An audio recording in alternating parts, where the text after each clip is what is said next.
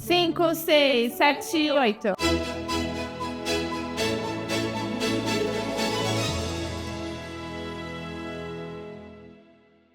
Oi, eu sou a Carol. E eu sou a Maria. E sejam bem-vindos a mais um episódio de Oito Tempos. No episódio de hoje, em especial, em homenagem ao Dia do Trabalho, a gente vai trazer um assunto que é puro movimento, profissões na dança.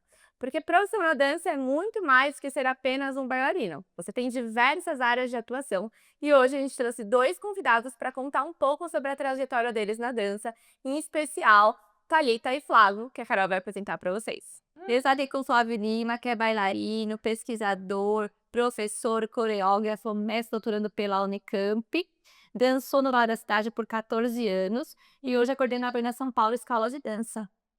Obrigado, vai ser um prazer estar aqui nessa conversa, esse bate-papo sobre profissões, de uma profissão que eu atuo já há quase 30 anos. E agradeço, Carolina, Maria, espero que a gente tenha um bate-papo lindo e que a gente possa levar para as pessoas um pouco sobre esse nosso ofício, que é a dança. Seja bem-vindo. E a segunda convidada do dia é Thalita Bretas. Ela é idealizadora e fundadora do Portal Multi. Ela trabalha com a parte de pesquisa na dança, então vai ser bem legal para a gente entender um pouco desses bastidores. É formada em museologia e pós-graduada. Foi também coordenadora da São Paulo Escola de Dança já. E hoje vem de um outro lado da dança para contar mais pra gente. Seja bem-vinda, Thalita. Que bom ter você com a gente. Eu que agradeço, muito feliz de poder conversar com essas mulheres maravilhosas, falar sobre profissão, né, que é um tabu na dança, né, sempre um tema difícil de abordar, mas necessário. Então, estou feliz de estar aqui nesse podcast, Oito Takes, eu adorei o nome, e de estar nessa escola, que é a primeira vez que eu venho, Beija com Arte, conheço, então, muito legal. Obrigada. Que bom, bem-vinda também. A gente queira começar, acho que a gente não falou tudo que vocês fizeram também, que a Thalita também ela fez uma graduação em dança, ela também se formou em balé. Então, que vocês contarem um pouquinho mais sobre a carreira, assim, resumidamente, como vocês começaram, como vocês foram parar na condução, ou depois uma coordenação, numa sala de aula, enfim. É porque, gente, o currículo deles é enorme, é exatamente, topei com ela o currículo inteiro, então ela lascada. Então, vamos começar. Conta pra gente, acho que pode começar pelo Flávio, e também fala um pouco da sua formação em fisioterapia, porque foi um assunto que a gente abordou nos nossos dois primeiros podcasts, que muita gente tem interesse também para essa área da saúde e trabalhar com dança, então achei legal a gente mostrar as diversas portas que a dança traz, né, para as profissões. Bom, eu acho que, como vocês falaram, muito vasto, né? Muita coisa para falar, e eu sempre gosto de dizer que tudo começou, na verdade, dentro de casa. Então, eu comecei com essas brincadeiras de dançar, filho de pais nordestinos, né? E numa região onde a dança fazia parte da comunidade, as festas, e ali comecei a ter o gosto pela dança.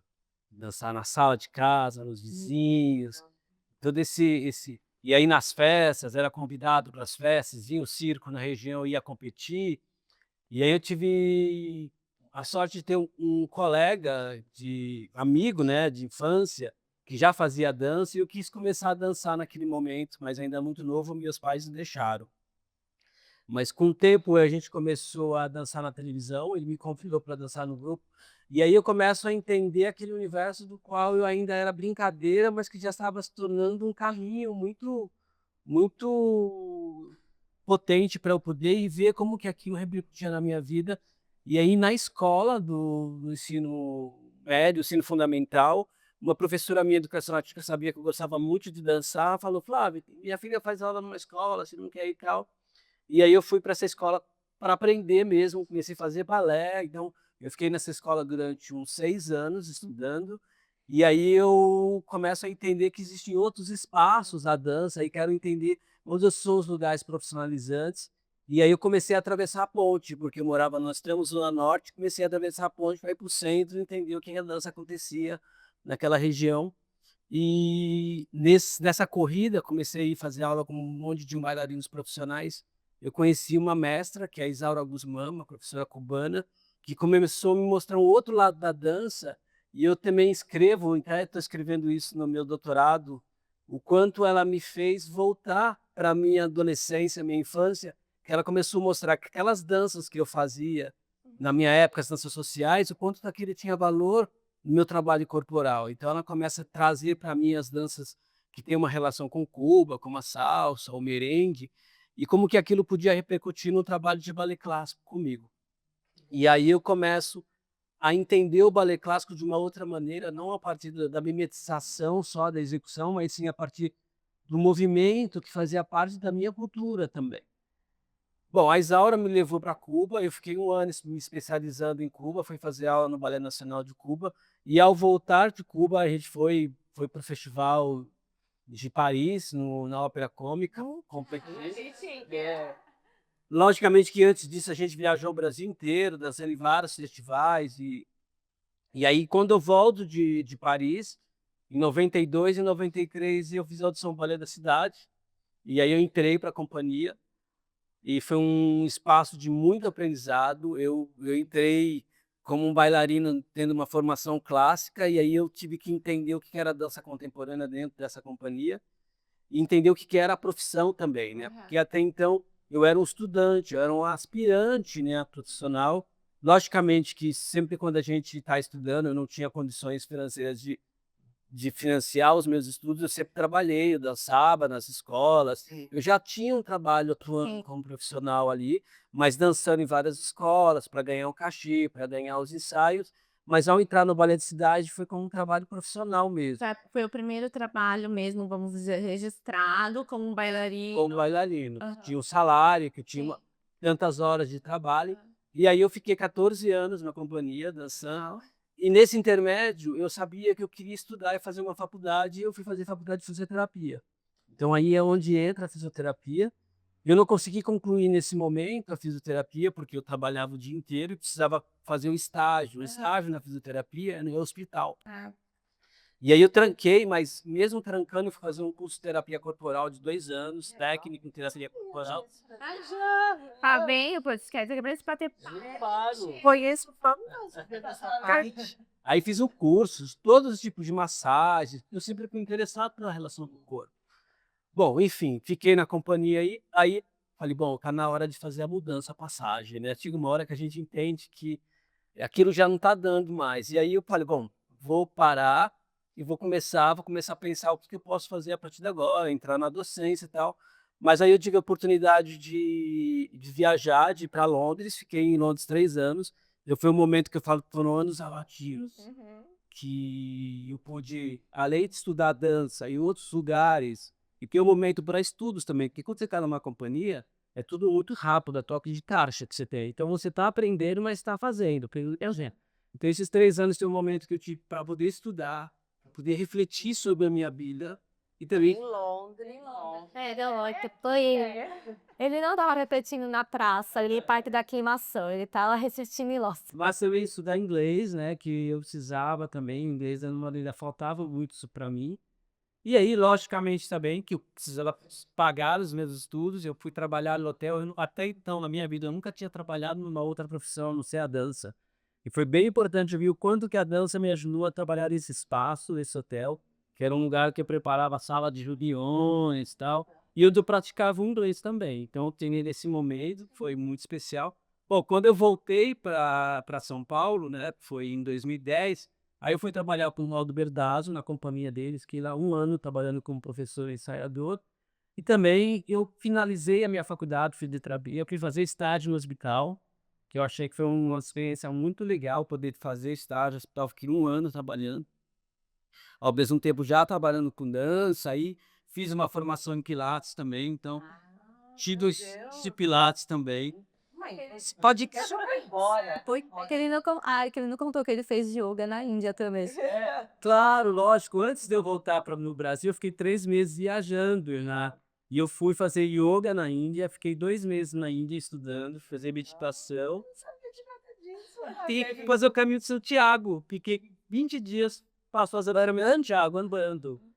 Fiz o caminho de Santiago e aí voltei pro Brasil, né? Falei, agora eu posso. Você já fez os 3 anos sabáticos. Aí volta pra Labuta. Aí volta para La Fruta. Então, teve esse momento, foi bem especial. Aí em São Paulo, então, eu já cheguei, eu sempre brinco que eu voltei 1 semana depois, eu já estava na Varinha. Eu falei, nossa, que privilégio, né? Com dança, a gente era trabalhando. E aí comecei a ter uma formação em Pilates, abri um estúdio de Pilates também. Então, fiz trabalho com Pilates, mas aí depois fui convidado para ser professor na Escola de Dança de São Paulo, a Escola de Dança de São Paulo, da Fundação Teatro Municipal de São Paulo. Então, eu fiquei lá como professor de dança contemporânea. Cheguei a fazer coordenação dos momentos. A gente abriu um espaço em Santa Amaro, onde eu fui coordenar também, nesse espaço em Santa Amaro. A gente queria centralizar a dança, né? Tem essa extensão. Dessa extensão. Enfim, também fui coordenador no espaço do Núcleo Sebastião, lá em Osasco. Fiquei lá 1 ano e meio como coordenador e ainda como professor na escola de dança. Aí eu fui convidado para ser coordenador da São Paulo Escola de Dança, uma escola que estava se formando, então eu fiz parte dessa formação, dessa conferência. E um espaço muito importante para a dança em São Paulo, que tem proporcionado uma dança profissionalizante, mas com um olhar humanizado, um olhar acolhedor. Então é isso, eu venho nessa minha carreira fazendo isso, e a fisioterapia ela entrou nesse processo, tanto como professor de Pilates e como professor de dança, porque a gente usa muito material, o conhecimento de corpo para trabalhar procedimentos somáticos, para entender a anatomia, para entender a cinesiologia, a biomecânica, como que a gente desenvolve uma aula de dança a partir desses conhecimentos. Quando a gente foi migrando, e isso, nossa, foi uma coisa bem contínua, assim, né, não teve, a dança se manteve no percurso inteiro. Sim, eu sempre projetando muito, né? Porque quando eu volto para o Brasil, além de eu falar, eu vou finalizar minha faculdade de fisioterapia, mas também já pensando numa outra etapa, que seria fazer um mestrado. Sim. Então também eu fui para o Unicamp, comecei a fazer aula com o ouvinte na graduação, conversei com a minha orientadora hoje, que é a doutora Holly Cavill, que é uma americana, inclusive dançou na companhia da Martha Graham. E nessa conversa eu prestei o mestrado, porque eu sabia que o mestrado iria me ajudar a organizar também o pensamento, a minha pesquisa em dança. E aí fiz o mestrado, e aí logo depois do mestrado, esperei 1 ano, entrei no doutorado, que eu estou finalizando, acabei de qualificar o ano passado o doutorado. Espero conseguir finalizar e ver a minha tese o ano que vem. Então eu também fui organizando a minha vida, porque também no momento que eu parei de dançar, eu sabia que eu queria fazer outra coisa com a dança. Então, coreografar é uma coisa que eu gosto de fazer, mas não exatamente um processo coreográfico profissional, assim, viver só disso. Eu acho que a coreografia é um processo onde eu gosto, ficou as minhas imaginações, mas de uma forma muito livre, sem uma necessidade de financeira, né? Então, mas dar aula é uma coisa que também eu gosto muito. Então, eu fui para a docência, mas em um determinado momento da docência eu entendia que eu queria estar já em outro lugar, que era a coordenação, que era pensar a dança de um outro jeito já. Poder estar proporcionando para todas as pessoas que querem aprender, não mais só da sala de aula. Então, eu também fui construindo, né, o mestrado, doutorado, e pensando para onde que eu podia ir na dança. Porque é isso, como vocês trazem, a dança ela é muito ampla. E eu fui olhando para outros lugares que eu gostaria de estar atuando. Então, hoje eu me satisfaço, tenho muita felicidade de estar numa coordenação numa escola de dança como a São Paulo Escola de Dança, porque eu sei que eu posso construir muita coisa junto com a equipe, né? Logicamente que a gente não pode dançar sozinho, mas eu sei que eu posso fazer muita coisa e isso me dá muito prazer. Sim. Ontem mesmo uma colega perguntou para mim se eu não tinha saudade das artes. Eu me realizo tanto nesse lugar, eu estou tanta satisfação que aqui, que voltar a dançar poderia ser por uma necessidade muito mais interna do que uma necessidade de estar dançando.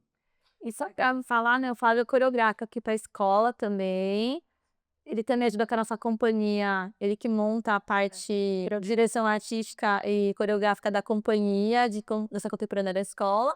E faz as pontas aí pros festivais, que as meninas assim, gostam de ser coreografadas por ele, então ele também Tem uma aluna só quer Eu tô falando porque é isso, né? É uma coisa de muito prazerosa. Às vezes eu saio cansado do trabalho, né? Porque é o trabalho que eu trabalho, fico 8 horas trabalhando, mas muitas vezes eu chego aqui e é tão prazeroso poder vir, coreografar, dar uma aula, a companhia que a gente está desenvolvendo, são momentos muito prazerosos, que a gente faz realmente, que eu queria se alimentar, essa ficção. Então, realmente eles têm feito esse trabalho muito cuidado, né? E a Coach tem tanto cuidado no trabalho também profissionalizante, de poder trazer para os alunos não só o conhecimento técnico, mas o conhecimento artístico sobre a equipe que está fazendo, e também um trabalho pedagógico, né? Quando você leva para a cena, você também está trabalhando a parte pedagógica do curso, que não é só estar na sala de aula, mas estar no palco também. Então tem sido muito interessante fazer esse trabalho. E agora a Thalita, conta um pouco, que a Thalita faz bastante coisa também, gente. Isso aí, gente, mas eu adorei te ouvir. Eu acho que essas conversas têm um poder de informação e formação, né? Sim. Então, que bacana que vocês estão podendo possibilitar esse espaço, né? Que numa escola também pensar nessa questão de entender, né, a área e conhecer trajetórias, né? Porque quando a gente conhece trajetórias, a gente conhece também outras possibilidades, né, de Exato. atuação. Então, legal. Muito bom. Agora eu vou continuar a minha formação. Não passei por Paris e Londres. Exato. A formação é extremamente admirável, né? Sabe que eu sou seu fã e se você vem construindo um trabalho muito lindo em São Paulo, principalmente, né? Claro, o Brasil, mas você vem construindo, então eu acho super importante você trazer. Vocês puseram a marmelada, tá? Eu acho que tem que falar mais do Portal Mood também. Pra quem não conhece ainda, acho que ter essa oportunidade de conhecer, porque é o maior portal de dança, né, no Brasil. Aí as danças que você faz, né? Sim. Agora com os velhos. Não. Então, a minha formação, ela começa muito tradicional, assim, da menina que começa a fazer balé na escola, né, perto da sua casa, como uma atividade extracurricular. Minha mãe achava importante, né, que a gente fizesse algo fora da escola e que tivesse um lugar artístico. Então, eu começo a dançar na escola de bairro ali, e bem criança, com 7 aninhos já. Então, eu imagino que tem muitas meninas que vêm aqui e que isso pode ser um dia profissão ou não, né? Mas na adolescência eu começo a entender que isso é um caminho, assim, que eu tinha muito paixão, né? Era uma paixão, mas começo a entender também que lugar que é esse da profissão, né? E eu morava no interior, sou de Ribeirão Preto. E Ribeirão Preto é uma cidade que historicamente forma muita gente e que vai para grandes companhias, né? E tem uma forte atuação, né, na formação, principalmente da dança clássica, né? Teve uma companhia da Pat Brown, que foi, né, precursora ali da companhia do Corpo de Baile, Não vai dar nem se dar. foi, né, do Corpo de Baile, fez a transição para o Balé da Cidade e foi para Ribeirão e montou uma companhia que chamava Distrito, companhia de dança. Então é uma cidade, é um polo cultural da dança, tem esse tom lá, né? Mas a minha mãe falou uma coisa, ela falou, tudo bem, mas você tem que fazer uma graduação. Porque eu acho que a gente vem de uma família, de uma geração que não tinha essa possibilidade. Eram poucas pessoas que poderiam fazer graduação, né? Minha família vem bem do interior mesmo, como diz meu pai, da roça, né? Então, minha mãe falou, não, tudo bem, mas vá fazer uma graduação. Aí eu falei, puxa, mas eu queria continuar com dança. Eu não sabia que tinha faculdade de dança. Não chegava essa informação pra gente. Olha que engraçado. Porque a internet já ainda estava no começo. Nunca a gente não tinha acesso. Aí minha mãe falou assim, não, eu vou na banca comprar aquela revistinha, que tem até hoje, eu acho, que é das profissões. E aí minha mãe comprou essa revistinha na banca para eu ver o que eu poderia fazer. E quando a gente abre a revistinha, viu faculdade de dança, graduação em dança. Minha mãe pulava mais do que eu. Ela, meu Deus, tem graduação em dança, como que a gente não sabia de... Olha que coisa, gente. E aí eu falo, não, então eu vou estudar dança. E aí eu vim para São Paulo, né, com 18 anos, cheguei aqui. Aí minha mãe falou, vai. Eu falei, gente, que coragem, não era índice. Não tinha andado de elevador, eu tinha aprendido a andar de elevador. Aí eu falei assim, não, então vamos para São Paulo e comecei a fazer graduação em dança. E aí o universo se abriu. Por isso que eu acho que é tão importante dentro de uma academia, de uma escola, quando a gente fala de o professor, né, o mestre, ter esse papel também de abrir, né, esse campo e as possibilidades, porque nem sempre o estudante sabe. Olha o quanto que eu não sabia, né? Outras possibilidades que não fosse estar numa companhia. Eu nunca fui uma bailarina de alta performance. Eu sempre fui dedicada, esforçada, mas eu não era muito boa, entendeu? Eu tenho que Você conhecia o seu lugar. Eu sabia, eu gostava de dançar, mas eu sabia que meu lugar não era, por exemplo, numa grande companhia, né, eu tinha limitações. Mas quando eu venho para São Paulo, o mundo se abriu, porque imagina, São Paulo é, assim, uma efervescência mesmo, né, não é, Flavinha? Assim, é uma coisa muito São Paulo é uma cidade, a maior cidade, bom, a maior cidade da América Latina, e onde todas as políticas de cultura acontecem de uma maneira que não acontece no resto do Brasil. exatamente. E aí aqui eu começo a ver que não só dançar, né, mas o quanto eu poderia atuar em outros lugares. E o papel fundamental dos mestres, né, você citou a Isaura, que são divisores mesmo, né, de águas, fala assim: "Olha, você pode fazer isso", te leva para esse lugar. E eu tive um professor que foi muito importante, não tirando a importância das minhas outras professoras, mas é que foi bem pontual, porque dentro da faculdade de dança a gente tinha uma disciplina que era produção cultural, né. E ele falou assim: "Olha, você tem potencial nessa área". Ele chama André Martinez, ele era meu professor. E ele falou assim: "Por que que você não investe em produção?". Ele me apontou esse caminho.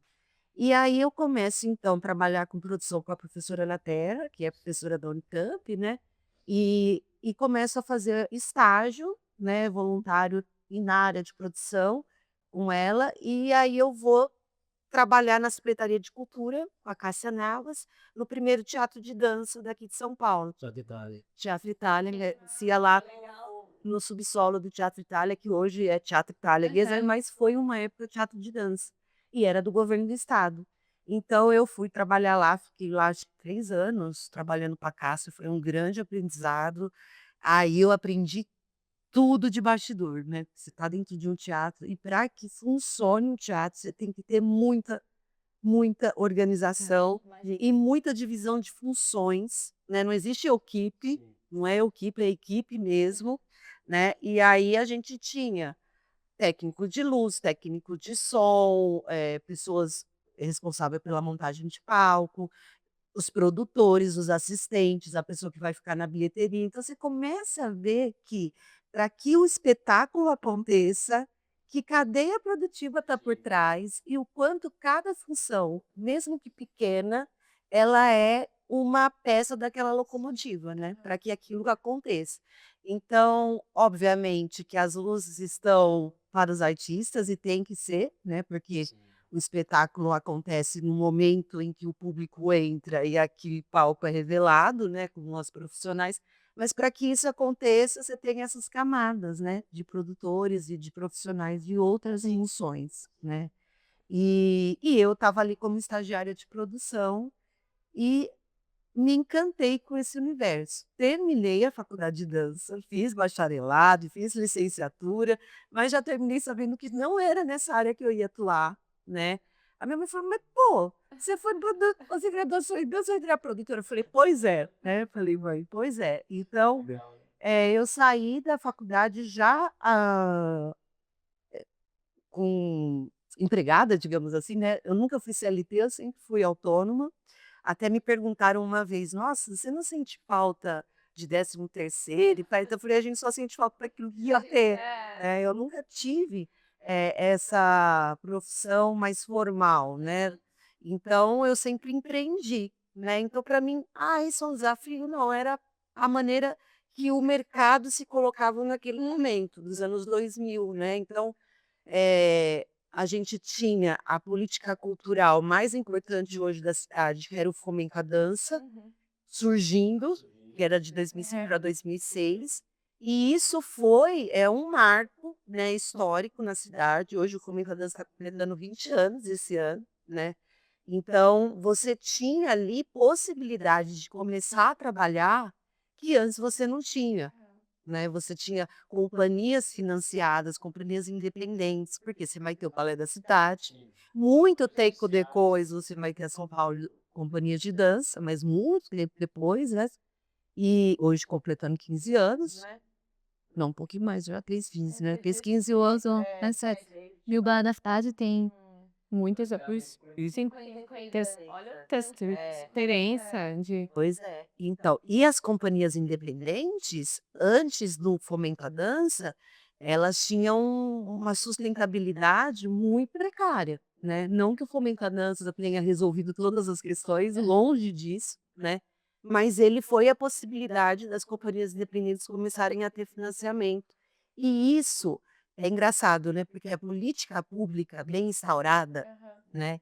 Ela fomenta o mercado. sim. Né? Eu sou fruto de uma política pública. Eu sou produtora com atuação, né? Fui produtora com atuação em 10 anos, porque eu tive a possibilidade de estar com companhias independentes com recurso público. E aí você vai dizer, ai, mas esse recurso público não volta para o público, né? Não só volta para o público, como volta para a economia, né? Eu era uma pessoa empregada, né, que estava fazendo a economia girar, assim como eu, um técnico de uso, um iluminador, um coreógrafo, um ensaiador, um bailarino. Então, eu sou muito militante, né? Acho que a minha atuação ela é profissional também nessa área, né, dos movimentos sociais. Então, eu sempre vou falar disso porque eu não consigo entender profissão, né, o trabalho profissional na arte e na cultura, que é uma esfera pouco valorizada, né, sem pensar na atuação política, né, também. Então, eu falo do Fomento à Dança como um grande disparador, né, Sim. de fomentar a economia da cidade, São Paulo. Por isso que São Paulo é um diferencial quando o Fabinho fala, porque realmente você não vai ter o Fomento à Dança em outras cidades, né? Só para, acho que é importante também, né, Thalita, pensar que quando você diz antes do Fomento à Dança, nós tínhamos sim algumas companhias que possuíam patrocínio, como a Estase, Ceneiro, Barquaça, lá em Boianga, assim, enfim, várias companhias que conseguiram patrocínios, mas a gente não tinha grupos independentes que conseguiam e o Fomento não só ajudou esses grupos independentes, como ajudou a dança da periferia também, que acontecia, a ter recursos financeiros para poder se desenvolver. Então a gente teve um desenvolvimento muito grande para os grupos periféricos também. E as pessoas não sabem disso, que a dança, ela acontece em vários lugares, várias pequenas companhias, várias grandes companhias, né, e isso foi ajudando a aumentar a possibilidade do mercado para todo mundo, porque não é só para o bailarino, mas também que você falou que é todo mundo que tá ali, o técnico, o produtor, o ensaiador, o coreógrafo, é muita mais coisa. É porque Até a pessoa da bilheteria, trabalha na bilheteria. essas colônias estavam muito centralizadas, né, com as regiões, né, que eram regiões mais centrais. Bom, o fomento possibilitou que outros grupos independentes que estavam afastados em relação aos centros, a gente tivesse recursos. E hoje nós temos muitos grupos independentes periféricos que passaram a desenvolver uma dança que fala que é a dança contemporânea de hoje. Sim, só pra... Não, muito legal você pontuar isso, porque quando o Fomento à Dança começa, existem, né, 20 anos, né, 2 décadas. Então você tem ali uma inscrições, eles têm 2 edições por ano, né, 2 editais por ano. Mas aí você começa a ver que conforme os anos vão passando, novas companhias vão surgindo. Porque uma vez que você fomenta uma companhia, né, você vai dando possibilidade que outros profissionais vão se formando e isso vai girando a roda, assim, né? Vai fazendo a coisa acontecer. E é interessante dizer que hoje o Fomento à Dança não dá conta, não é a política de todo mundo, de todos os grupos que nós temos. Porque ele mesmo fomentou isso. Então, hoje a gente luta na Câmara Municipal pela aprovação de uma nova lei, que chama Movimento Dança SP, que vai acolher outras linguagens da dança, que não só a dança contemporânea, outros agentes, outras pessoas que estão em outros lugares, né? Porque nem sempre a dança contemporânea ocupa determinados lugares, mas a gente tem o pessoal das danças sociais, as danças patrimoniais, tem as danças, enfim, tem tanta dança. A gente nem sabe todas. Tem o balé clássico, assim, tem tantas danças produzidas, né? São Paulo é um lugar que recebeu muitas culturas, né? Então você tem a dança buplô japonesa, você tem a dança italiana, só que dança de flamenco, Tem twist. Tem danças das mais diversas. Tem a dança nova lá, que é como é que é? Futebol e. Ah, futebol e dança. K-pop, e agora é um sucesso, né? Que a gente eu nem não. Gente, dança coreana. E tem companhia de K-pop. Então, E é uma uma febre. E o reflexo de investimento do governo coreano, né? Isso, pediu quase como. E só para não perder, portal vamos tá. Pelo amor de Deus. Mas então, aí quando eu tô produzindo, gente, produtor, né? Você já viu aqui, se deu ruim, chama o produtor. Então eu trabalhei 10 anos no deu ruim, entendeu? Assim, dando conta de muita coisa. E aí quando tava completando 10 anos, eu falei, não, eu acho que eu preciso fazer igual você, né? Tava em sala de aula, não, eu acho que eu preciso fazer uma transição. E aí eu vou fazer uma pós em gestão cultural. E lá tive novos mestres que disseram, olha para isso, você tá, né? E aí eu falei, bom, eu quero empreender numa área que eu ainda não sei o que é. Mas eu começo junto com a Natália, que foi minha sócia por muitos anos, a gente se reúne e fala, vamos abrir um negócio que esteja fora da produção de companhias, né? Vamos entender quais são as lacunas, quais são os lugares que ainda tem pessoas que não estão olhando. E aí eu amava, ainda amo, sou apaixonada por acervo, por memória. Isso desde adolescente eu tinha essa pegada histórica, assim, gostava de me debruçar sobre a história. E eu falei, por que a gente não faz algo relacionado ao acervo, à memória, passado, mas linkando isso com o digital? Então, foi uma maneira de entender o que está no momento agora, que a gente, eu sou a geração analógica que vai para o digital, né, anos 80, quer dizer, isso também, né? Vocês eu não sei. Eu sim. Você acha que ela não, mas eu sou analógica. Eu peguei a transição, já peguei o computador com a internet de escada. Eu peguei o vinil transitando pro CD. Quer dizer, Eu peguei VHS. eu quero dizer, também eu usava VHS depois com o DVD. Gente, eu peguei a fita ainda, que tinha que terminar a caneta. Então, Tadinho, você tá com o pé aí, você tá com o pé aí. Peguei a internet de casa. Não, fica com aquela câmera velha. Eu levava pra passeio de escola, aquela câmera com a bobina, sabe?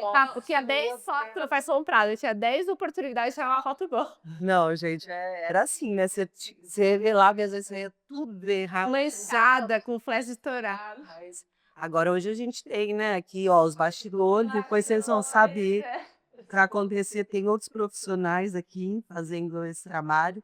Mas aí eu e a Natália, a gente entende, olha, o digital, ele é uma potência, né? A gente funde, a gente cria o portal Mood em 2014. Na verdade, a gente cria o Mood Museu da Dança, tá? Então, a gente cria o primeiro museu virtual da dança, né? E a gente fala, bom, a gente nem usou o HE. Vamos criar um museu, vamos criar um museu, que nem fiz isso, então vamos fazer. Aí a gente falou, ai, mas a gente não é muito... Duas meninas, né? Nós vamos criar um museu. Vamos criar. Registramos a marca, criamos um museu. E o museu ele começa na internet. Então, a proposta do Multi como missão, ele sempre foi democratizar o acesso à história da dança através da internet, usando a ferramenta da internet como possibilidade de aproximação. Assim como vai acontecer isso, né? Um podcast que vai estar na internet para que outras pessoas fora daqui da Vila Mariana possam conhecer outros assuntos. Mas naquele momento era muito novidade, né? Não se falava tanto da história, da memória, eu colocava acervo de dança na internet. A gente dizia que os acervos estavam na gaveta dos artistas, né? Então, o nosso primeiro slogan era tirar a memória da gaveta, né? Eu lembro que era bem isso, o último Museu da Dança, tirar a memória da gaveta e memória em movimento. E a gente ficou isso por um tempo, mas aí depois a gente entendeu que o mercado também vai solicitando coisas. Por isso que trabalhar com qualquer área, seja qualquer área, mas seja profissionalmente, você precisa estar antenado com o que está acontecendo fora, né? Isso não só no que você faz, né? No comportamento, na cultura, nos padrões. E a gente entendeu que precisava, então, ampliar para Portal Mood, porque as pessoas queriam ser divulgadas. Elas falavam: "Ai, Mood não pode me divulgar". Não, Mood não é uma plataforma de divulgação, o Mood é um museu. "Ai, mas eu não posso estar no Mood de alguma forma?". Não necessariamente, o Mood trabalha com acervo e tal, tal, tal. Então as pessoas nos solicitavam. E aí a gente amplia para Portal Multi, que aí sim vira o que é hoje, com outras frentes, com possibilidade de divulgar espetáculos, uma possibilidade dos profissionais se colocarem dentro com um portfólio, né? Então, um mural para dança. E a grande, acho que grande sacada foram as aulas online antes da pandemia, e a gente cria o Laboratório da Dança, que é considerado uma das primeiras plataformas multiprofessores, né? Que tinha muitos professores dando aula nessa plataforma. Mas, gente, 2018, não vendemos nada. Nem isso assim, 2018, 2019, eu falei, meu Deus, eu parei de produzir, eu vou viver do quê? Agora, eu decidi que eu não vou produzir mais, eu investi tudo numa plataforma digital e não decolou. Por quê? Porque até aquele momento a gente tinha uma linguagem na presença, né, que é a arte da presença, a dança, não tinha cultura digital, ninguém lá queria fazer aula online. Todo mundo queria estar na sala de aula, a gente presencialmente. Só que daí o que acontece? Em 2020, pandemia, isolamento, e o Mood estava preparado para aquele momento para ofertar. Olha, que eu seja uma visão futurista, você já deixou tudo certo. Ainda não é uma prosa. Assim, eu acho que em algum momento aquilo iria acontecer, mas eu acho que ia durar uns 10 anos, assim, de um processo orgânico, natural. A pandemia acelerou, né? E aí o Mood está preparado para aquele momento, porque a gente tinha, eu falo sempre a gente, a Natália estava comigo, né, então a gente tinha apostado na cultura digital, né, como uma possibilidade de atuação, né? E aí quando vem a pandemia, aí decola, né? Aí a gente consegue ter sustentabilidade, que eu acho que é o grande problema, né, digamos assim, da área, é como se sustentar, né? Como ter um negócio que é perene, né, que vai conseguir passar aí por muitos anos e ter continuidade. Então, esse é o mood, acho que eu consigo. E a Thalita produz outras coisas, né. Aí eu falei no começo lá Porcos Velhos, porque é um espetáculo que acho que tá em cartaz ainda, né.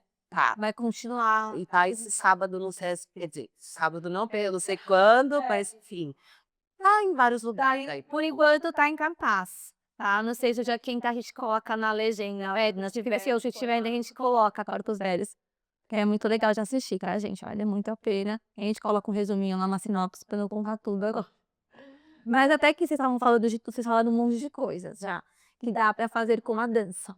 Então já deu um resumão, gente, assistir esses 30 minutos iniciais já deu caminhos pra vocês, né, do que vocês podem. Olha as possibilidades, porque a gente até tem uma pergunta que eu coloquei aqui, que eu anotei, que é uma pergunta que as pessoas fazem muito.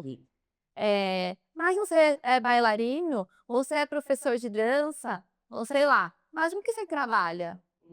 Não só a profissão, como se isso não fosse uma profissão.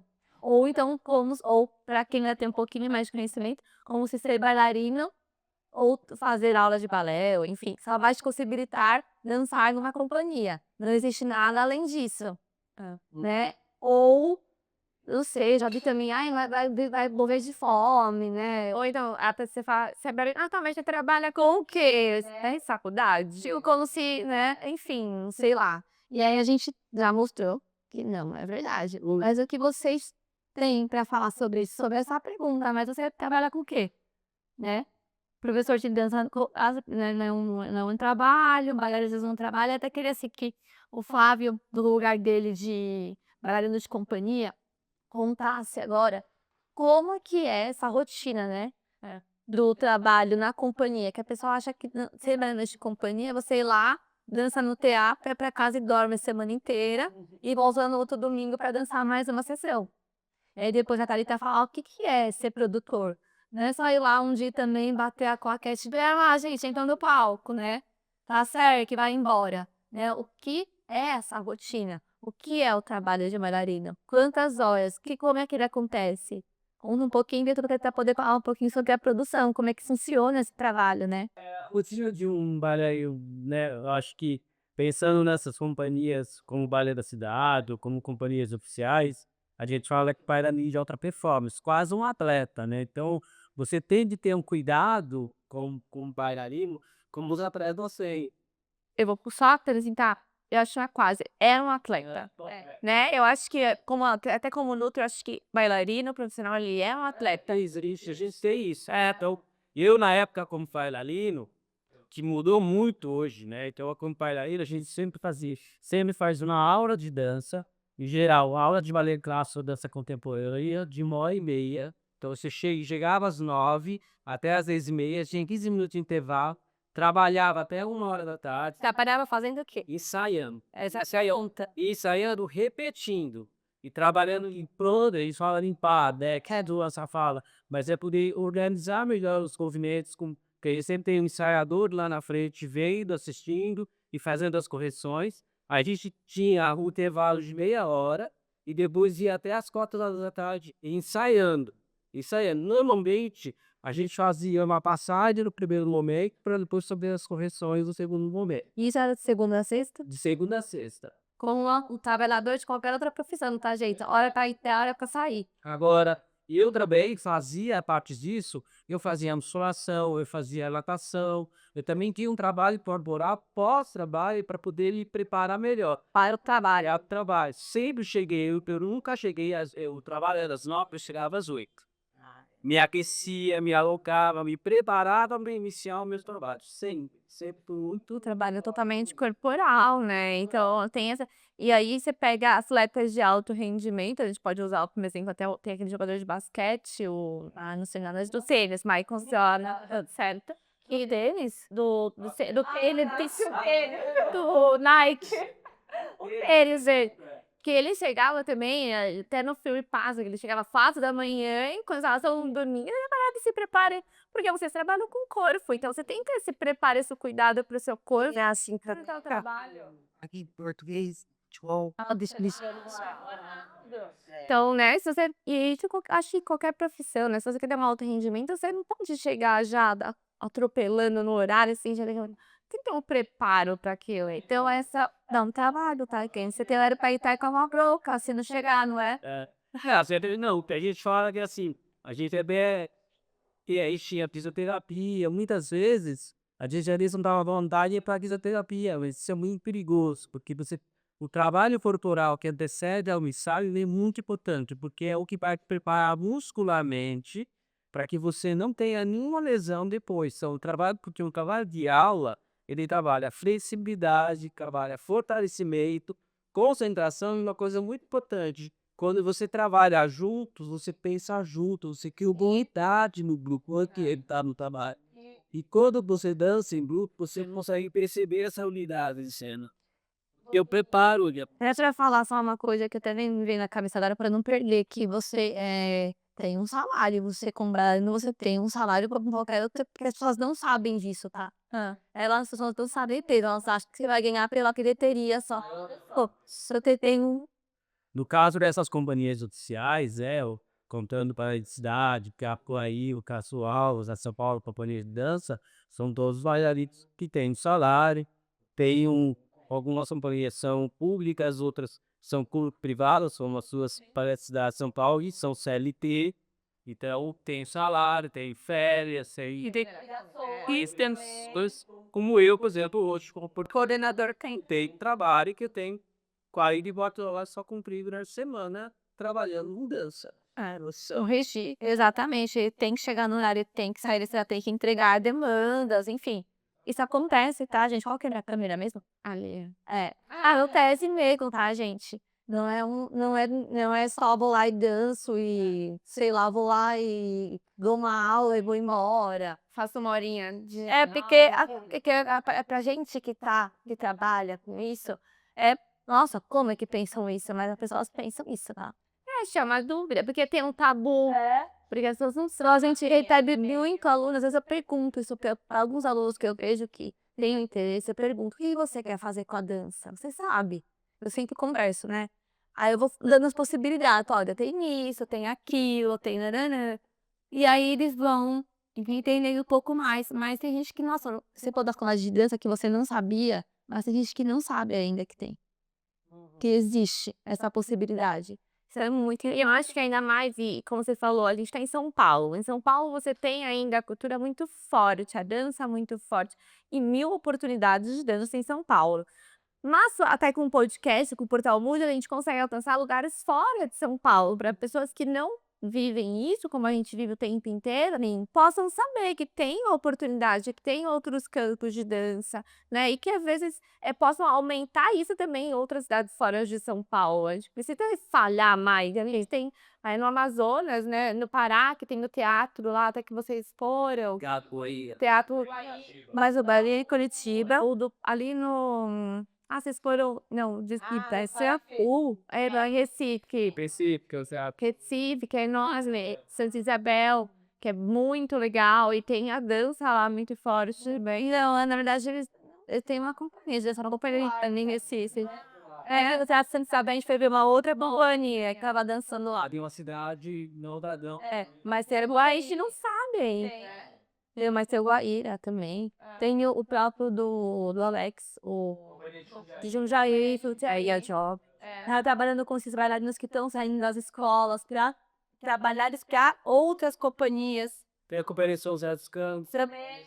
E também. Taubaté, olha só. Tem São Paulo, o estado, fechado. olha só, E entrega bailarinos, entrega coreógrafos, ensaiadores, diretores, a produtores, a recepcionista, tá tudo trabalhando na dança, né, de alguma forma, porque tá naquele universo. E a Thalita conta pra gente, eu quero ser um produtor.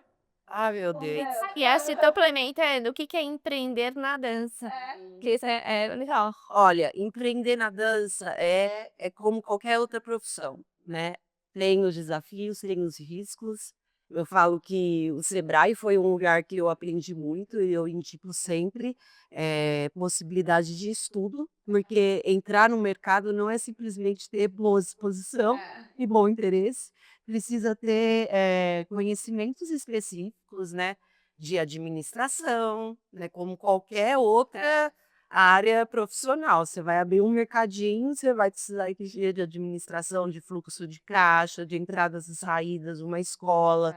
Então, empreender na dança é sim ter conhecimento dessas áreas, principalmente nas exatas, porque hoje a gente tem um índice de que as empresas elas fecham antes de 5 anos, né? A maioria não consegue se manter antes dos 5 anos, tá fechando. Então, isso é um dado, por quê? É só porque o mercado tá ruim, a gente não tem quem compra ou quem, né? Não, é justamente porque as pessoas não têm conhecimento de gestão, sim, né? E isso impossibilita que as empresas tenham uma sustentabilidade, né? Então, eu fui estudar, empreender na dança é estudar mercado, é estudar administração e, principalmente, criar parcerias, né, criar possibilidades de trabalhar em coletivo, no colaborativo. Se a gente não fizer isso na arte e na cultura, você não faz nada, né? Porque você precisa estar junto com os colegas, né? Você precisa estar junto com as pessoas que trabalham, né? Eu falo que uma boa área, né? Uma boa área é quando você tem toda a comunidade dessa área saudável, né? Então, Sim. quem está produzindo, quem está dançando, né? Se tudo está saudável, a economia gira melhor. A gente fala de empreender dessa maneira, a gente também empreende em dança. E a gente tem uma escola, então é uma possibilidade também, gente. Ter uma escola de dança também é trabalhar com dança, né? Uma coisa que eu não sei se a gente sabe, assim, se vocês conseguiriam dar pelo menos mais ou menos aproximadamente, quanto é que ganha um bailarino de companhia profissional? Mais ou menos. Vocês sabem? O salário? Eu acho que hoje o balé da cidade é 8.000. Acho que fica entre 8.000 e 10.000. Acho um pouco mais, menos não. Sim. Isso é um dado público, tá? É um funcionário público. Que isso podem pesquisar. Todas as companhias públicas ou privadas, você consegue. Quanto ganha um diretor artístico de uma companhia, salário, mais ou menos. Olha, isso é interessante. Nós não temos muito definido o piso salarial da classe. E nós não temos um pensamento, porque bailarino de alta performance, claro, tem vários tipos de bailarinos e companhias, tá? Mas aqui a gente focou no alta performance porque o Flavinho veio desse universo. Ele tem um corpo que vai parar em algum momento. E o que esse bailarino faz depois? Você fez uma projeção, mas nem todos fazem. Sim. Então, pensar aposentadoria para esse profissional, né, é diferente de um profissional. Qual é a ferramenta de trabalho? Qual é a ferramenta de trabalho do bailarino? É o próprio corpo, gente. Então, assim, é um pensamento de política pública também. Pode usar isso até para, assim, a gente precisa ter essa área mais valorizada. Por que que um jogador de futebol tem um salário exorbitante se ele trabalha com corpo igual um bailarino trabalha com corpo também? E ainda não tem esse reconhecimento, né? A dança ainda é um meio que as pessoas não consideram um trabalho, né? Ou um esporte, um atleta. É um bailarino, né? Faz, é uma atividade, mas e aí? Ele parece trabalhar com o corpo, uma hora ele vai ter que parar, ele não consegue dançar. Quando ele tiver com 70, 80 anos, não vai conseguir mais fazer, executar. Até com 50 já tem que parar antes, lesão. E como que fica essa pessoa, né? Vou ter que ter 2 episódios mesmo. Vamos fazer 2 episódios. Pra fechar, pra gente encerrar esse episódio e a gente faz um próximo, o que vocês diriam, deixa uma mensagem para quem quer trabalhar nessa área da dança, quem quer empreender na dança, quem quer seguir a carreira na dança, o que vocês diriam para essas pessoas? Ou para quem não sabe que pode ter a carreira na dança, né? Bom, o que eu indicaria para quem quer dançar é procurar saber quais são os lugares que ensinam dança, né? Estudar, entender que lugar que pode trazer aquilo que eu estou procurando, porque a dança ela tem diversas áreas onde eu posso atuar. Então, eu quero que tipo de dança que eu quero fazer. A gente tem o balé clássico, a dança contemporânea, a dança moderna. A dança contemporânea ela é muito ampla, né? Porque quais são as diferentes áreas da dança contemporânea que eu posso atuar? E entender que para ser bailarino eu preciso praticar, estudar, ler muito sobre o que eu estou fazendo, mas é um trabalho que não dá para romantizar, é um trabalho duro, com muita dedicação e muita disciplina. Então é importante que a gente entenda que para dançar a gente precisa dedicação, muita dedicação e muita aula e muito cuidado com o seu corpo, tanto mental quanto físico, alimentação. Importante estar olhando para todas as áreas que vai poder contribuir para me potencializar dentro da dança. Já que você falou de cuidar da parte psicológica, da saúde, tem um episódio aqui no nosso canal sobre saúde mental na dança, então dá um play lá para assistir também um pouquinho, que é muito legal falar sobre isso. E futuramente a gente pode fazer também teatro musical, que é uma possibilidade de trabalhar com dança em outro lugar, né? Que você falou de balé clássico, dança contemporânea, então a gente lembrei do jazz. Então, teatro musical, a gente pode trazer profissionais para contar um pouquinho também como é entrar nesse mercado. É uma outra possibilidade. Eu acho que tem que ter o segundo episódio. Eu acho. E a Thalita, conta pra gente, fala pra quem tá assistindo. Vamos falar. Não, eu tô muito feliz de estar num episódio sobre o Dia do Trabalho, né? Porque reconhecer a dança como uma área de conhecimento e de profissão é um ato político, sobretudo um ato político. E dizer que a gente tem uma lei, né, um projeto de lei tramitando federal, que é 4768, a gente pode depois pôr o número, 2016, quase 20 anos sem aprovação, que é a lei do artista da dança, né, da profissão da dança. A gente ainda não tem regulamentado, né, a profissão da dança, olha o quanto é importante. E a gente tem também a lei da aposentadoria do artista da dança, né? Que tem que ser uma aposentadoria diferenciada por tudo aquilo que a gente já estava falando. Então, falar sobre a área da dança como profissão é, como eu disse, não romantizar, né? E ainda entender que a gente precisa batalhar muito para ter melhores condições. Então é isso. Foi muito bom o bate-papo. Obrigada por terem topado estar aqui, ter contribuído. Vocês têm uma história muito vasta, daria para falar horas com vocês. A gente se vê no próximo episódio. Fiquem ligados aqui no podcast 8 Tempos. Se você... Deixa eu ficar bem pertinho aqui, ó. A gente tá dividindo o microfone agora. Foi muito longo esse episódio, mas se você ainda tem dúvidas sobre trabalhar nesse meio da dança, se você quer deixar, teve curiosidade, se interessou por alguma das profissões aqui citadas, deixe seu comentário aqui pra gente também. É legal a gente saber e poder compartilhar ainda mais com vocês sobre esse universo que é tão amplo, né? E dança é movimento e a gente tem muita coisa pra falar sobre isso. Muito obrigada por ter ficado até aqui. A gente se vê no próximo episódio e deixa a sua sugestão também pra quem você quer ver aqui no nosso podcast. Coloca o nome da pessoa que você quer que a gente convida. Quem sabe no próximo episódio ela não esteja aqui. Até o próximo. Até!